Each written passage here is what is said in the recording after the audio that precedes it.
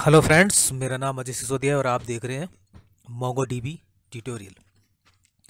तो देखिए, यहाँ पर हम जैसे पहले भी मैंने बताया था कि शो डीबीएस से क्या होगा, जो डेटाबेसेस होंगे वो शो कर देगा उनको, शो कलेक्शंस। अब मैंने यूज कर लिया है मोंगोडीबी ट्यूटोरियल, मेरा डेटाबेस है मोंगोडीबी ट्यूटोरियल, मैं इसके अंदर हूँ।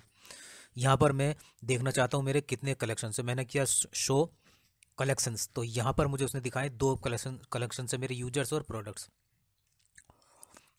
जैसे आप माई में टेबल्स बनाते थे, यहाँ पर कलेक्शंस होते हैं डेटाबेस के अंदर।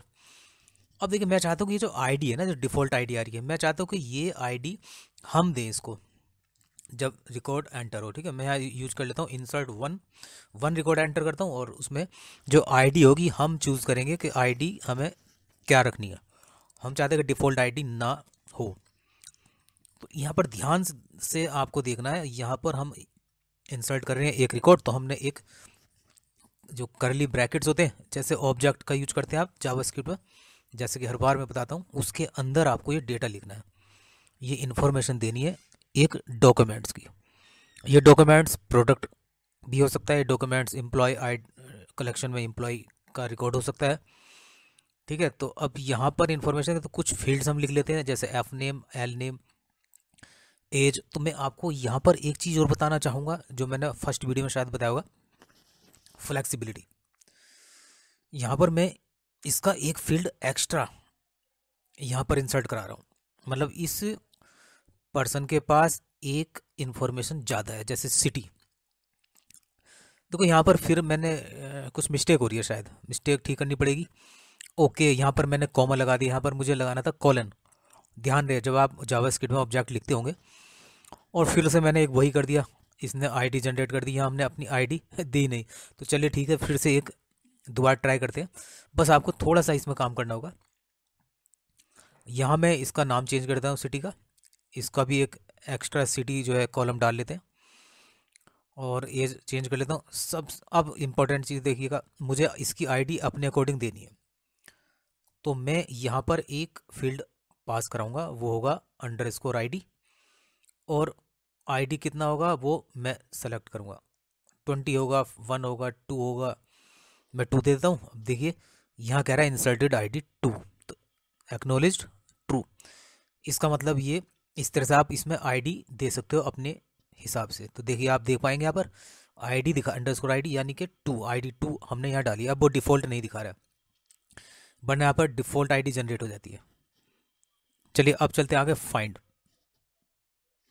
हम एक यूजर में से एक डॉक्यूमेंट, हमें डॉक्यूमेंट फाइंड करना है कलेक्शन में से, डॉक्यूमेंट जिसकी एज 33 हो। ओके, दो ऐसे लोग थे जिसकी एज 33 थी, दो डॉक्यूमेंट्स थे। अब मैं चाहता हूँ कि एज यहाँ पर यूज करने वाला हूँ $GT, यानी कि ग्रेटर देन।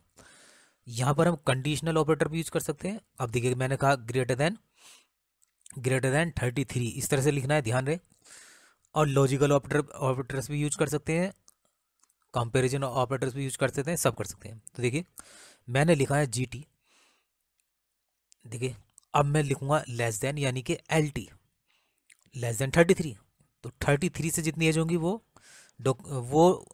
उसके जो डॉक्यूमेंट्स होंगे यहाँ पर डिस्प्ले हो जाएंगे। अब मैं लूँगा इक्वल टू में मैं दे देता हूँ एज 33।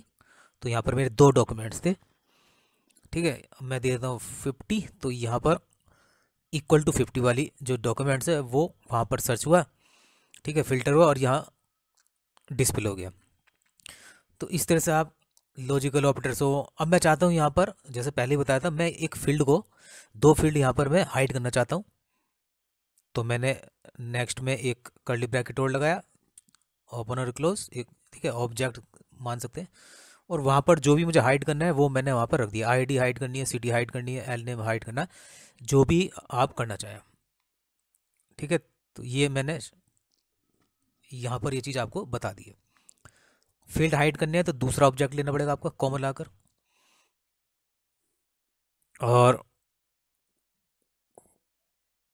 अब देखिए, फर्स्ट वाले में आता है क्वेरी और दूसरे में आता है प्रोजेक्शन। प्रोजेक्शन वाले जो ऑब्जेक्ट होता है सेकंड नंबर का, उसमें हमें हाइड करना होता है आईडी को। यहाँ मैंने दिया एज, यहाँ मैं यूज कर रहा हूँ इन का, तो मैं लगाऊंगा डॉलर इन, ध्यान से देखना। अब इन है तो इनके साथ मल्टीपल वैल्यूज देनी होती है, तो यहाँ पर लेगा एरे, और इस एरे के अंदर मैं दूंगा कि या तो वो 33 हो उसकी एज, वो शो कराए, ठीक है, इन मतलब, और या नहीं है इसमें दोनों ही कराएगा, जो भी दोनों मिल जाएंगी 25 और 50। यहाँ मैंने कराया कुछ नहीं मिला, क्यों?